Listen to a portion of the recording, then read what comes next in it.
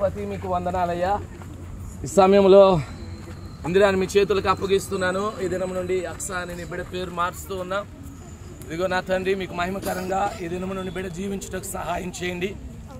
లోకం నుండి పాపం నుండి వేరు చేసి ప్రత్యేకించి ఈ దినం మీరు బిడ్డను రక్షించుకున్నందుకు వందనాలు.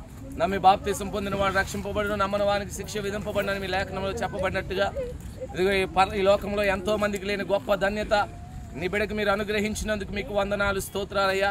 ఇక పొందిన రక్షణ కడ వరకు కాపాడుకుంటూ నీలో నిలిచి ఫలించి అనేకులకు మాదిరిగా మార్గదర్శిగా అయా అనేకుల్ని తట్టు త్రిప్పగలిగిన ఆ స్థితిలో నీ బిడ్డనైనా అయా ఎదిగి ఫలించుటకునైనా క్రమమైన ఆత్మీయ జీవితాన్ని కలిగి, భక్తి జీవితాన్ని కలిగి, ప్రార్థనా జీవితాన్ని కలిగి నీ సన్నిధిలో ఫలించుటకున ప్రభా సంఘములో ఒక మంచి సభ్యురాలుగా, పరిచారకురాలుగా అయా అందరితో పరిశుద్ధులతో సంఘంలో సహవాసంలో కలిసి నీ బిడ్డ కొనసాగే భాగ్యం దయచేయండి. రాబోయే దినాల్లో వారి బిడ్డలు కూడా రక్షణ పొందాలి.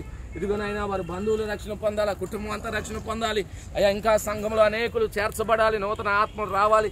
ఇంకా సంఘంలో ఉన్నవారు కూడా రక్షణ పొందినట్లుగా మీ కార్యము జరిగించి రాబోయే దినాల్లో ఇక్కడ ఎన్నో బాప్తిస్తాలు మేము ఇవ్వాలి.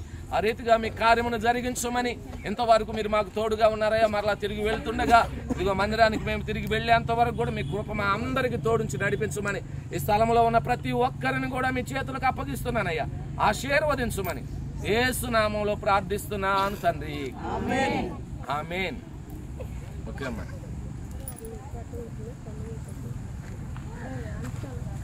Happy birthday, happy birthday.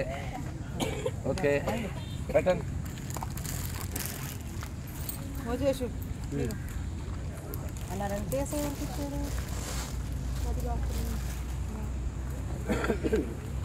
ఇక్కడ ఉన్న వాళ్ళు ఎవరెవరు ఉన్నారు ఇంకా బాప్తిజాలు తీసుకోవాల్సిన వాళ్ళు?